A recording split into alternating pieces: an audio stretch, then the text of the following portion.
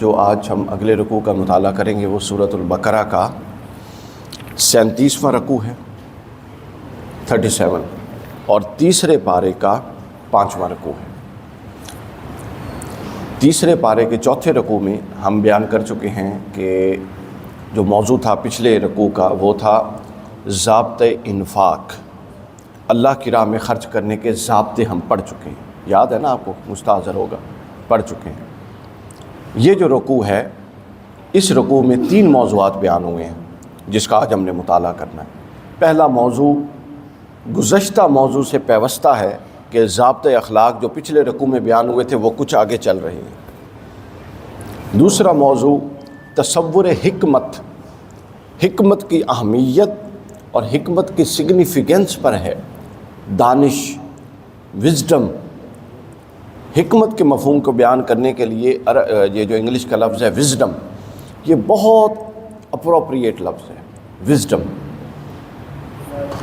یہ دوسرا تصور اس میں بیان ہوا، اور تیسرا جو اس رکوع میں بیان ہوا ہے وہ ہے تصور ہدایت، بڑے اختصار کے ساتھ۔ یہ رکوع اپنے موضوعات کے حوالے سے بہت جامع ہے، بہت جامع، ابھی آپ کو اس کا اندازہ بھی ہو جائے گا۔ تو ضابطۂ اخلاق، انفاق، اللہ کی راہ میں خرچ کرنے کا ضابطے جو پچھلے رکوع میں بیان ہوئے تھے اس کو آگے بڑھاتے ہوئے اس رکوع میں انفاق کے حوالے سے 4 چیزیں بیان ہوئیں۔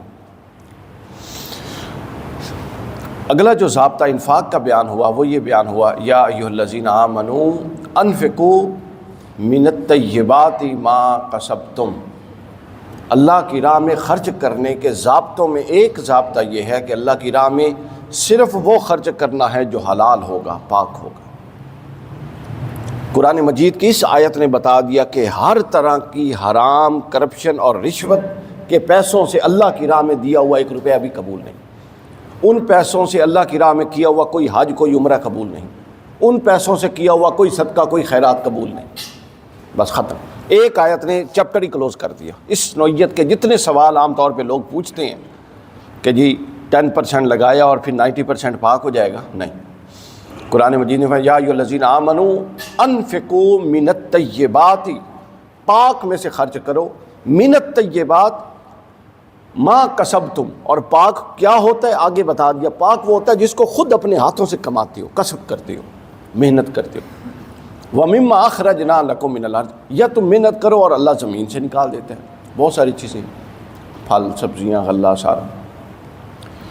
وَلَا تَيَمَّمُوا الْخَبِيثَ مِنْهُ، اور خبردار اللہ کی راہ میں ایسی چیز مت دو جو خبیث ہو، ناپاک ہو، اور اتنی اپنی وقت میں اتنی کم نہ ہو کہ کوئی تمہیں دے اور تم لینے کے لیے تیار نہ ہو، اور وہ تم اللہ کی راہ میں دے رہے ہو۔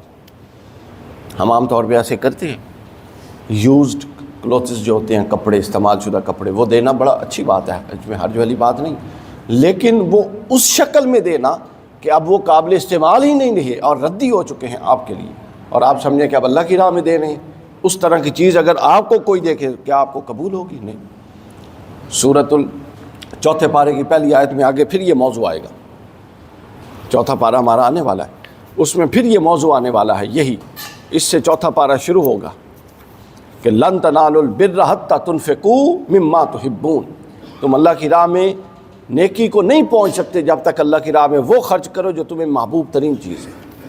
تو لہٰذا گند، ردی اور وہ جس کی بے وقت چیز ہے وہ شہنشاہ بن کے کہنا جی اللہ دی راہ جیسی دیتی، وہ اللہ کی راہ میں قبول نہیں ہے، بلکہ وہ اللہ کی راہ میں دینے کی توہین ہے۔ امام جعفر صادق علیہ السلام فرماتے ہیں کہ جب اللہ کی راہ میں کچھ دیتے تو کھڑے ہو کے اس صدقے کو چومتے، تو پوچھا کھڑے کیوں ہوتے اور چومتے کیوں؟ تو فرمایا یہ پہلے اللہ کے بندے کے ہاتھ میں جاتا ہے، جانے سے پہلے اللہ کے ہاتھ میں جاتا ہے، پھر بندے کے ہاتھ میں جاتا ہے۔ تو گویا یہ پہلا ضابطہ بیان ہوا کہ پاک چیز دینی ہے، اپنے ہاتھوں سے کمائی ہوئی دینی ہے، اور اپنا ناپاک چیز اللہ کی راہ میں نہیں دینی۔ دوسرا جو ضابطہ بیان ہوا ہے انفاق کا وہ ہے ان تبدو الصدقات، بے شک چھپا کے دو، بے شک اعلانیہ دو، دونوں کی اجازت ہے۔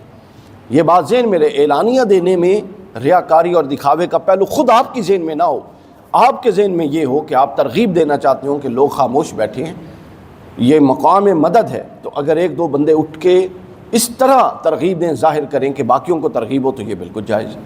تو فرمایا چھپ کے دو یا سامنے دو، دونوں صورتوں میں جائز ہے۔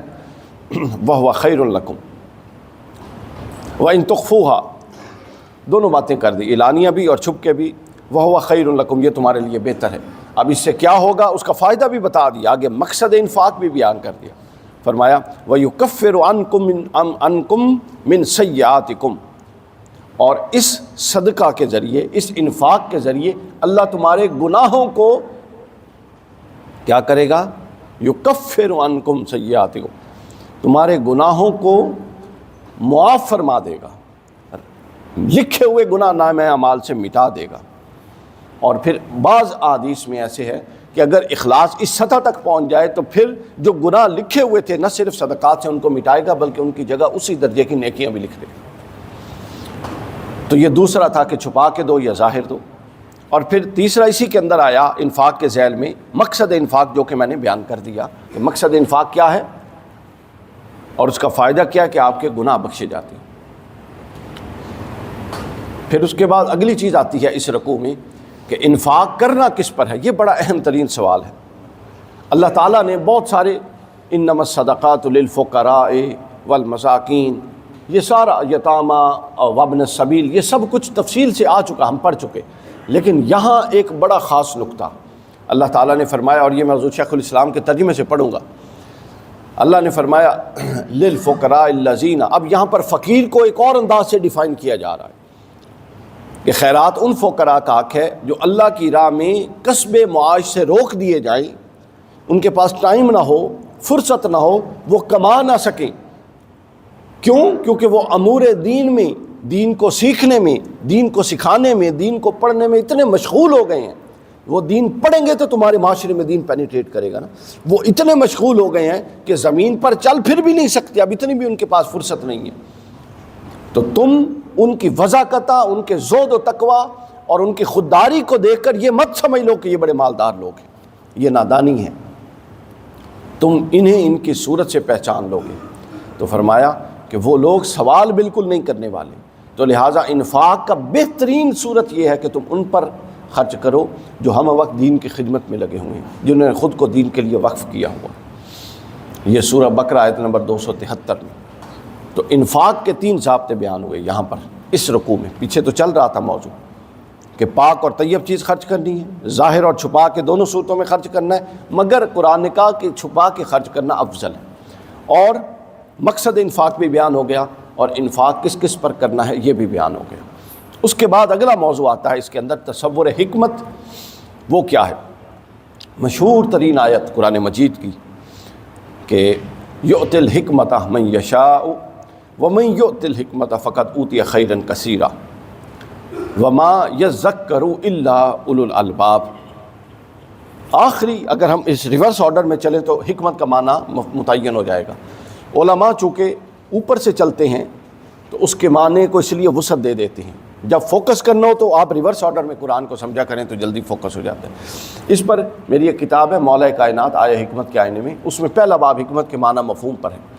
اس میں حکمت کے 29 اطلاقات ائمہ اہل سنت نے اپنی تفسیروں میں دی ہیں، 29 اطلاقات کے حکمت کا لفظ سنت پہ بھی، تفسیر قرآن پہ بھی، علم فقہ پر بھی، بہت سارے اطلاقات۔ لیکن جب ہم ریورس آرڈر میں چلیں تو بات واضح ہو جاتی ہے کہ فرمایا اور وہی صرف وہی نصیحت حاصل کرتے ہیں جو عقل اور صاحب دانش ہیں، وَمَا يَذَّكَّرُ إِلَّا أُولُو الْأَلْبَابِ، کہ یہ حکمت صرف عقل والوں کے حصے میں آتی ہے، جن کی اپروچ عقلی لاجیکل ہوتی ہے، جو غور و فکر کے عادی ہوتی ہیں، جو جذباتیت سے عاری ہوتی ہیں، جو فوراً ریئیکٹ کرنے والے نہیں ہوتے بلکہ تحمل کے ساتھ رسپونڈ کرنے والے ہوتے ہیں۔ اور یہ حکمت کیا ہے؟ حکمت معاملہ فہمی ہے۔ حکمت دین کا معاملہ ہو یا کوئی دنیاوی معاملہ ہو، معاملے کی گہرائی تک پہنچ کر ہر پہلو پر سوچ و وچار کر کے ٹھہراؤ کے ساتھ لہجہ نرم رکھتے ہوئے اپنا رد عمل دینا ہے، اپنا پوائنٹ آف ویو دینا ہے، اور اس طرح دینا ہے کہ اس پوائنٹ آف ویو دینے کے بعد بھی اپنے پوائنٹ آف ویو میں مضبوط دلیل آنے پر تبدیلی کی گنجائش موجود رہے۔ اگر کوئی اس پر بھی کر دے گا، یعنی حکمت فلیکسیبل چیز ہے، حکمت دانش پر کھڑی ہے، حکمت تفکر پر کھڑی ہے، اور یہ وہ چیپٹر ہے جس کو ہم نے دین کے باب سے تقریباً نکال دیا، ہر شے جذباتیت پر کھڑی کر دی ہے، اور کہتے ہیں کہ دین ہے ہی جذبات کا معاملہ۔ یہ بالکل الزام ہے۔ قرآن کہتا ہے کہ یہ جو قرآن کی حکمت ہے یہ بغیر دانش اور بغیر غور و فکر کے میسر ہی نہیں آتی۔ یہ حکمت کا معاملہ تھا۔ اس پر تفصیلات ہیں چونکہ تو ہمارے پاس مختصر وقت ہوتا ہے، میں اشارے کرتا جا رہا ہوں۔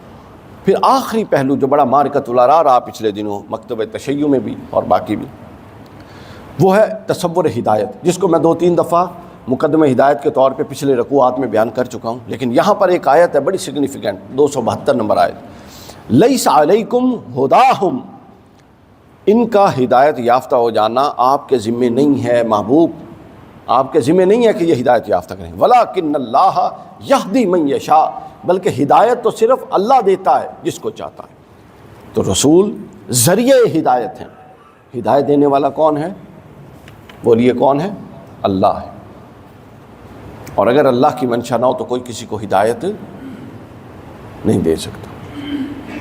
تو یہ تصور واضح رہنا چاہیے کہ اصلاً اللہ ہر مومن، ہر بندے کے دل کو دیکھ رہا ہے کہ وہ میرے محبوب کے پیغام کو کتنی وقت دیتا ہے، کتنی سنجیدگی سے سنتا ہے۔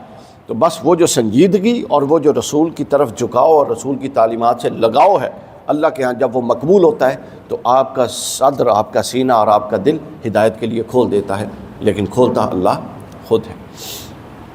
آخری چیز جو ایک رہ گئی تھی وہ بھی میں یہاں پر بیان کر دوں، صرف نظر ہو گئی تھی، ضابطۂ ہدایت کے حوالے سے آخری پہلو وہ تھا وما تنفقوا من خیر لانفسکم۔ اللہ تعالیٰ نے بتا یہ جو صدقات اور خیرات، یہ میں نے 2 رکوع جس پر آ گئے، یہ مت سمجھو کہ اس سے مجھے کوئی فائدہ ہے۔ فرمایا نہیں، جو بھی مال خرچ کرتے ہو اس کا تمہیں ہی فائدہ ہے، اور جو اللہ کی رضا جوئی کے لیے خرچ کرے پھر سبحان اللہ، اور جو اللہ کی رضا جوئی کے سوا خرچ کرے تو اس کا مال سارا کا سارا ضائع جا رہا ہے۔ ایسے کو چاہیے کہ پھر خرچ نہ کرے، کم از کم خود تو استعمال کرے، وہاں تو ضائع ہی جا رہا ہے۔ اللہ کی راہ میں جو اللہ کی رضا کے لیے خرچ کرے اس کا مال ضائع نہیں جا رہا۔ اور اس کی مثال حضور تشریف لائے سید عائشہ صدیقہ رضی اللہ تعالیٰ عنہ نے بکری ذبح کی کروائی۔ حضور نے پوچھا عائشہ کچھ گھر میں ہے؟ تو حضرت عائشہ صدیقہ فرماتی ہیں یا رسول اللہ ایک ران باقی ہے۔ حضور نے فرمایا عائشہ نہیں، جو دے دیا ہے وہ باقی ہے، یہ فانی ہے، یہ تو ہم نے خود کھا جانا۔ تو اس تصور سے انفاق کو سمجھنا ضروری ہے۔